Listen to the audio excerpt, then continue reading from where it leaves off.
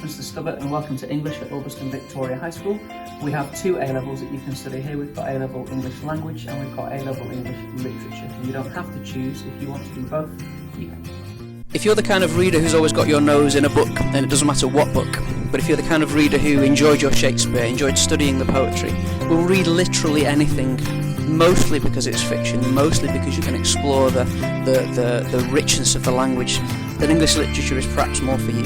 The works you'll study here are all fiction texts, again over the last 500 years or so.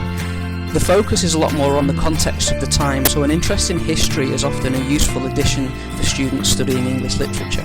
It's not the only requirement, but it definitely is something that's useful to students who can bring that extra layer of knowledge to the texts that they study. The work here is more about analysing a writer's intentions in context. Again, those contexts based on changes in society, changes in the ways in which the world has worked because of religion or royalty, politics, any of that kind of information. For English literature, you will sit 2 exams and complete 2 non-examined assessment coursework pieces.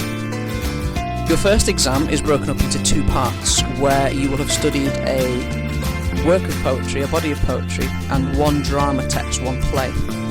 The job in the exam is to compare the contextual factors which created these pieces of work. So, for example, this year students are studying The Duchess of Malfi and the poetry of Christina Rossetti, looking at the ways in which women are represented in society, the ways in which the royalty, the ways in which the illnesses and the diseases that were recognised as corruption at the times are explored in these texts and how they influenced their writers. The second section of this exam examines a Shakespeare text.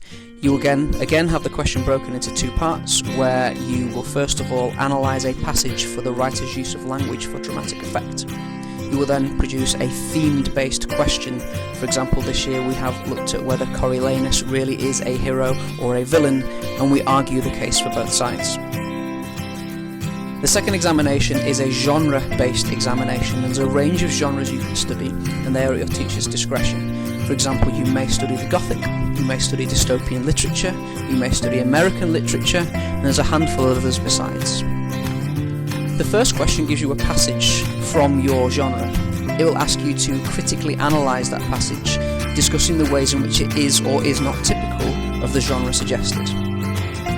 On the back of that, there is a themed essay question. So if you've been studying the Gothic, there is a sequence of questions related to the Gothic, and you pick one and you write about it in relation to 2 novels which you have studied in depth. You can write about more than 2 novels, but the expectation is certainly that you have this grounding very heavily weighted in a set text or 2. Finally, there are 2 non-examined assessment coursework pieces. The first of which allows you to study a novel at length and then select a passage of your choosing. You write your own question, you choose your own theme, and you create a critical piece of analysis about the ways in which that writer has achieved the theme in the passage and how it's relevant to the novel as a whole.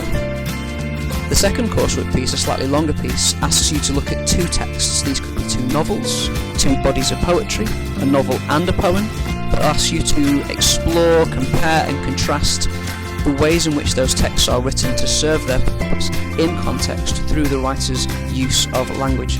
That piece is a synoptic unit, which is that it takes on all of your assessment objectives and allows you to show your full knowledge of everything that you've been doing for the 2 years you've been studying the course. If you're far more interested in the history of the writing and the ways in which fiction presents the world around us, then English literature is the A-level that you should be choosing. Thank you very much. Hi, I'm Abby. I'm a Year 13 English Literature student. I picked English Literature for A-level because I really enjoyed it at GCSE and it allowed me to think creatively. We're currently doing a piece of coursework in literature where we were assigned 2 books, one being The Ariel Collection by Sylvia Plath and the other being A Street Kind of Desire, a very interesting play about a girl who goes to save her sister and they uncover a lot of family problems. Having studied both of these books, we were allowed to pick our favourite themes to explore in our coursework. Some of the other books we've been reading in literature are Shakespeare's Hamlet, A Secret Scripture, Edward II and George Orwell's 1984. I would recommend taking English Literature A-level because it allows you to think from different people's perspectives, there's no right or wrong answers, and it's fun to look at things from different points of view.